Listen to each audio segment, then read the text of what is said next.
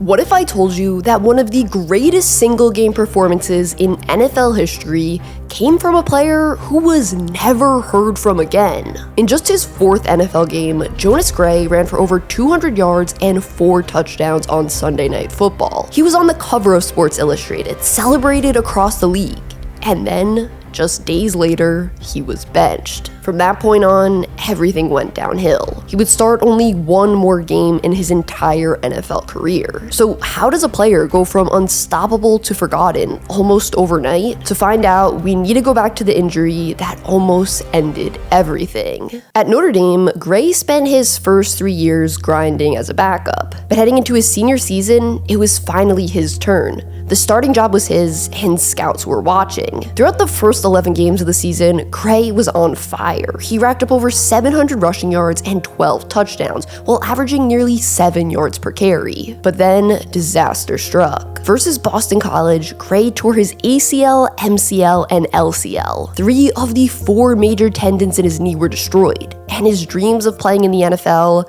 now looked like a long shot. When the draft arrived just a few months later, Gray's name was never called. He did end up signing with the Dolphins as an undrafted free agent, but he spent the entire 2012 season on the physically unable to perform list as he continued to recover from his knee injury. By the start of training camp in 2013, Gray was finally healthy. He turned some heads in the preseason, but when final cuts came, the Dolphins let him go. He then signed to the Ravens practice squad, but wasn't active for a single game during the season. Prior to the 2014 season, the Patriots signed Gray to their practice squad. It looked like he was headed for another year of watching from the sidelines and waiting for an opportunity that might never come. But then, in October, everything changed. The Patriots' starting running back, Stephen Ridley, went down with a season-ending injury. Suddenly, New England had a hole in their backfield. They needed bodies, they needed depth, and they needed someone who could carry the ball if things got desperate. That's when they signed Jonas Gray to the active roster. In his first NFL game, Gray only got to carry the ball 3 times, but the following week, his workload increased. He carried the ball 17 times for 86 yards and averaged over 5 yards per carry. Bill Belichick and the Patriots coaching staff were impressed. And with Colts run stuffer Arthur Jones ruled out for their upcoming matchup, New England saw an opportunity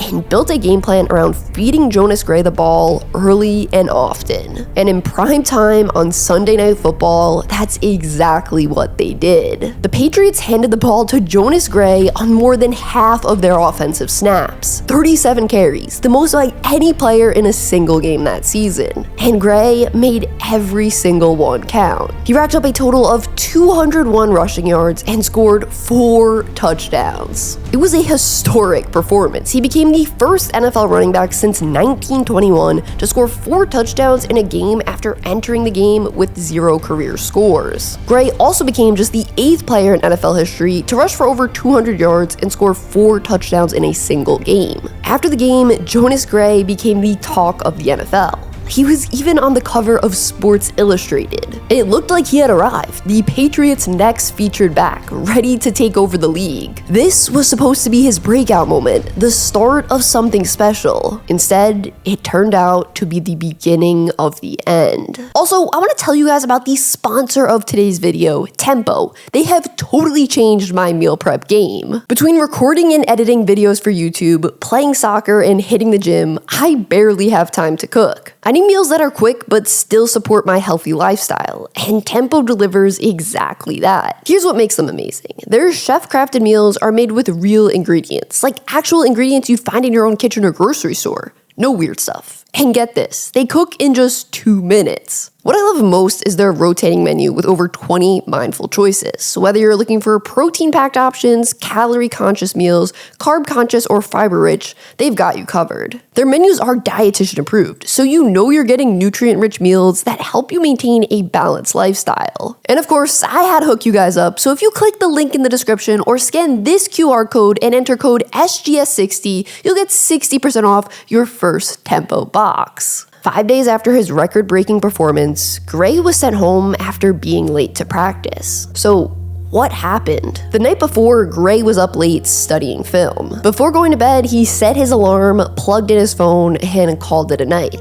or so he thought. What he didn't realize was that the charger wasn't fully connected to the outlet. The next morning, his phone was dead. Without his alarm, he woke up an hour after the team's meeting had started. When he finally arrived at the facility, he went straight to Belichick, who was walking on a treadmill, and apologized. Belichick didn't say much. He just repeated one line: "We just can't have it. We just can't have it." In New England, it didn't matter if you were Tom Brady or a practice squad player. If you broke one of Bill Belichick's rules, there were consequences. And in the Patriots' very next game against the Lions, Jonas Gray didn't play a single snap. He was benched for being late. He's going to need a new alarm clock. He's going to need a new phone charger, whatever it is. Comes off a 201-yard game and he hasn't sniffed the field. Can you imagine what's going through his mind right now? Meanwhile, LeGarrette Blount, who the Patriots had literally just signed that week, rushed for 78 yards and 2 touchdowns in Gray's place. I thought he would get in the game. The way this game's gone, they haven't needed him. You kind of wonder, are they going to need him the rest of the year? I don't know. The next week, after Gray's punishment was supposedly over, things didn't get much better. We still have not seen Jonas Gray. I don't know what to say. Well, 201 yards and 4 touchdowns just a couple of weeks ago. Talk about long forgotten. He got just 1 carry while Blount got 10. The following game, Gray's touches barely increased. 2 carries compared to Blount's 20. When Blount was ruled out with an injury in week 16, Gray was named the starter again. But even then, he barely saw the field, finishing with just 5 carries for 6 yards. During the playoffs, Gray's role completely disappeared. He logged only 4 carries for 4 total yards, and in the Super Bowl, Gray didn't even dress. He was a healthy scratch. The 2014 playoffs exposed the truth about Jonas Gray. In the AFC Championship against the Colts, the same team Gray dominated, LeGarrette Blount rushed for 148 yards and 3 touchdowns.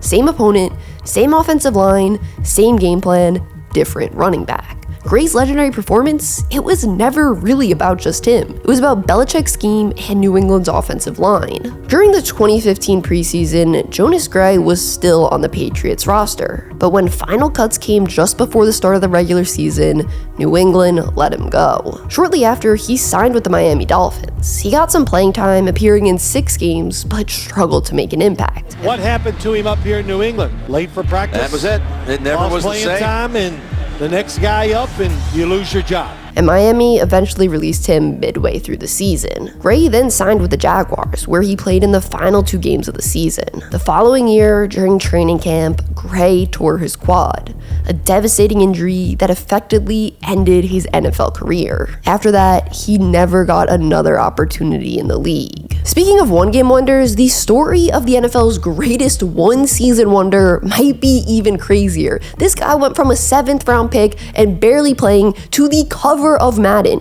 within a year, and then kind of just fell off the face of the earth. If you want to hear his story, check out this video up here.